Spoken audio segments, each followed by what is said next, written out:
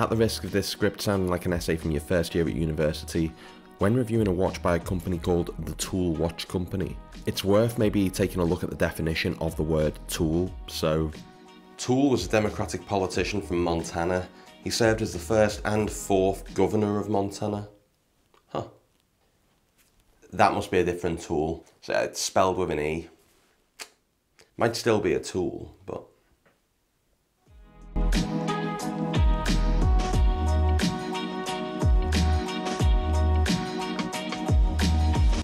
Welcome back. Please do like and subscribe and all of that stuff. It all really helps out the channel. Today I'm looking at a watch from a micro brand that I've had my eye on for a while, the Tool Watch Company. They make very utilitarian watches but with sustainability at their heart. In fact, the brand say that they are committed to setting an ethical example in the watch industry by producing premium and sustainable items.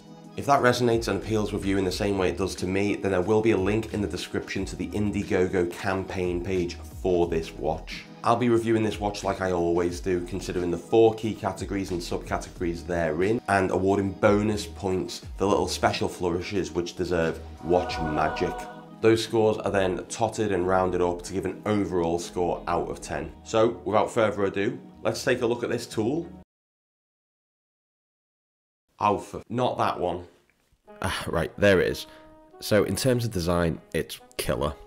It's a full titanium dive watch with 300 meters of water resistance, so it very much lives up to its namesake, which is untraditionally printed below the pinion at 6 o'clock. It's just aptly named the Tool Watch Co. Diver. I'm sure there are a lot of watch companies that wish they could have named their models this literally. We could have had the Omega James Bond cash-in, or the Swatch False Scarcity plastic watch. The fact this only has the 2 lines of text denoting the company and model name is kind of a reminder of how functional this feels. Ditto the handset. The minute hand reaches right out to the edge of this inky black dial, where you get almost a halo-like glow thanks to the single dome sapphire crystal. You also get some nice distortion here as the indices stretch and contort thanks to them being right at the extremes of the perimeter of the dial. The AR coating copes sufficiently even in bright light, but this watch doesn't do quite as well in the dark, which we'll take a look at later. The slim bezel and the tropic strap this comes on at the $295 starting price give it a 60s skin diver kind of vibe. And I'm not too comfortable describing this as a skin diver given its dimensions, but I'm also just weird about the term skin diver. It sounds kind of perverted, like Hannibal. I don't know. Okay, so why isn't it like those 60s skin divers? Well, the dimensions for a start. This is listed as 41.5mm and it kind of wears like that. I sort of found it comparable to some of the 42mm watches that I've tried. It's possibly thanks to the somewhat long 48mm lug-to-lug length. At just under 13mm in height though, it remains really wearable even on my 6.5 inch wrist. Thankfully, the bracelet has female end links, meaning that the watch immediately starts to drape around the wrist from the 20mm lugs. Plus, there's a very slight taper towards the butterfly clasp. At the $295 entry price, it comes on just the tropic strap, which is really nicely done and it's got a signed buckle and tang. Personally, I'd go for the bracelet though, but more on that and the price tiers shortly. The watch is powered by the Miyota 9039.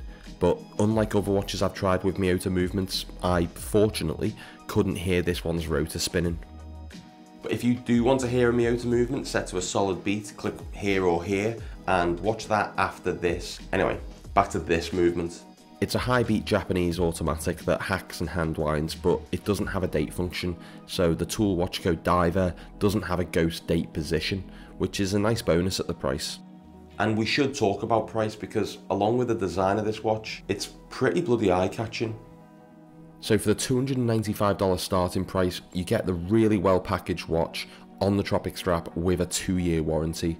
As this is an Indiegogo campaign, which is like Kickstarter, there are a few different options. There's this all titanium colourway, there's the bronze colourway, and the black PVD white dial colourway, and I think these would look good whatever strap you put them on. But I would be willing to stump up the extra $90 for the H-Link bracelet. That's also fully titanium, so it's light and durable. Plus, it's also covered with the coating that makes it scratch resistant to 1200 Vickers. It should basically be quite scratch resistant, but have a look at the case back. Admittedly, this is the only part of the watch that started to show any signs of wear, and I had this on consistently for a couple of weeks, so as long as it's just the semi-sterile case back, I'm okay with it, but I do hope that this is one of the few things that production models will fare better with. Actually, this is probably as good a time as any to talk about some of the drawbacks to this piece. So the Loom is pretty underwhelming, which really is a shame on a watch like this. Almost everything else is executed so well that this feels like you've met the woman of your dreams, but when you finally both get in bed and turn out all the lights, she seems to have disappeared, but you can still hear her reading out Elon Musk's terrible jokes on Twitter. Half of that joke has happened to me more times than I'd care to mention. Hopefully on production models, more layers of BGW9 will be applied. What's unlikely to change is the butterfly clasp on the bracelet. I was lucky in that I got a perfect fit having removed 3 links, but I've had other watches where the butterfly clasp gods weren't shining their light on me, and I had pretty awkward fits with it being either too tight or too loose. I think for a really well built 300 meter dive watch, a proper milled fold over on the fly clasp is really the only option, but at least it still has a solid, reassuring action, and it's signed too. If your wrist is like mine, the lightweight materials and smooth finishing will make this one of the comfiest dive watches that you're likely to find at this price. The only other things are quite minor. Firstly, the bezel insert on my example, which you probably noticed, was slightly misaligned. That's something that I'm assuming would only be a problem with this prototype, but I'm including it as it's always worth pointing out. And the other thing is a slightly soft bezel action, which I couldn't really capture the essence of on camera despite my best efforts. That's often an issue with titanium bezel inserts from what I can gather, and it isn't a deal breaker for me. There is very little backplay and it is nice and grippy to operate thanks to the machining on that bezel. Anyway, let's round up those scores. There's really not all that much to say. I mean, look at this thing. It's built well, finished nicely, and it's got an insanely accessible price for such a well-designed watch from a brand with an actual ethos. Here are the numbers anyway.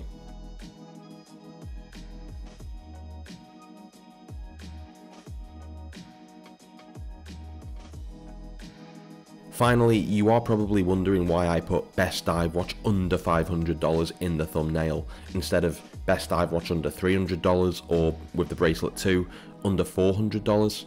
Well, it's because I think this rivals any other offering I've seen at the $500 mark, but it does it for a lot less. That is, if you put your name down early. You see, after the initial launch, the price of this goes up to $500. So acting early and checking out the link in the description and putting your name down first will save you a couple of $100 or a bit less than a couple of £100. Thanks to the Tool Watch Company for letting me spend some time with this watch. The brand didn't have any copy approval and they're seeing this video at the same time as you are, nor have I received any compensation or a free watch or anything like that. If you want more impartial watch reviews with the occasional stupid joke thrown in, please do subscribe. Thanks for watching, I'll see you next time.